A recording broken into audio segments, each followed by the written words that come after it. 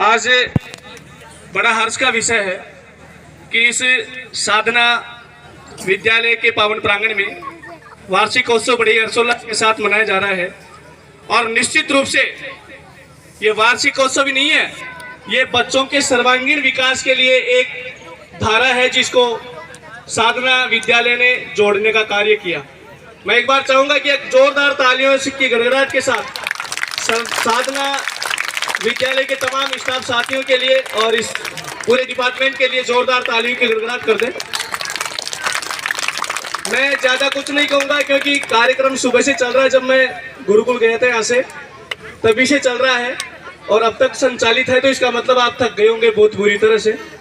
आप मुझे बहुत बार सुन चुके हो, लेकिन मैं इस मंच के माध्यम से अगर सर ने मुझे बुलाया है तो एक ही बात कहूंगा कि वर्तमान में ये जो इडियट बॉक्स है, इडियट बॉक्स समझ गए, ये मोबाइल, इसको मैं इडियट बॉक्स इसलिए कहता हूं क्योंकि इसमें बहुत सारी चीजें ऐसी होती है जिससे आपको फायदा होता है, लेकिन उससे भी कहीं ज्यादा बुरी चीजें भी होती है और हम बुरी चीजों को ज्यादा सर्च करते हैं। तो मैं इस मंच के माध्यम से आपसे गुजारिश करना चाहूंगा, एक छोटी सी कहानी के माध्यम से सर से इजाजत चाहूंगा, एंकर सर से।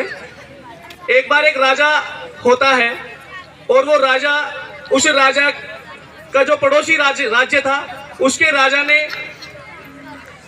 ऐलान कर दिया कि साहब हम युद्ध करने के लिए पर्वतीय क्षेत्र में आ रहे हैं। तो साहब उस राजा की सेना को जाना ही था क्योंकि युद्ध भूमि से पीर दिखाना ये कायरता की निशानी है। तो उस राजा ने सोचा कि मैं मेरी पूरी टीम को लेकर के, मेरी पूरी सेना को लेकर के पर्वतीय क्षेत्र में जाऊंगा और युद्ध में लड़ूंगा।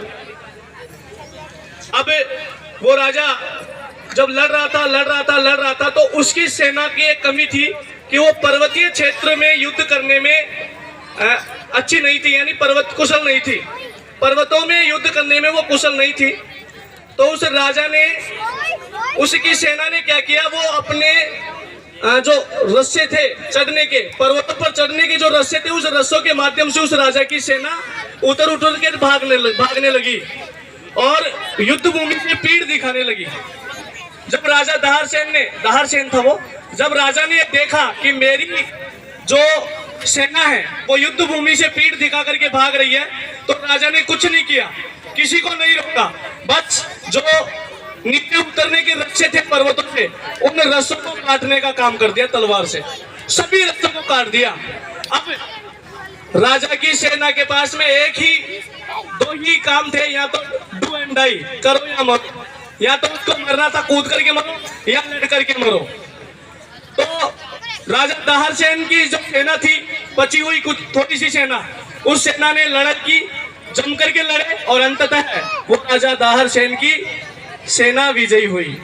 मैं इस मंच के माध्यम से यही कहना चाहूंगा कि आपका जो रास्ता भंग करने वाले जो रास्ते हैं, आपका जो दिमाग भंग करने वाले जो रास्ते हैं, उन रास्तों को आप दूर कीजिएगा और निश्चित रूप से अपने विद्यालय के लिए आगे चलने का काम कीजिएगा।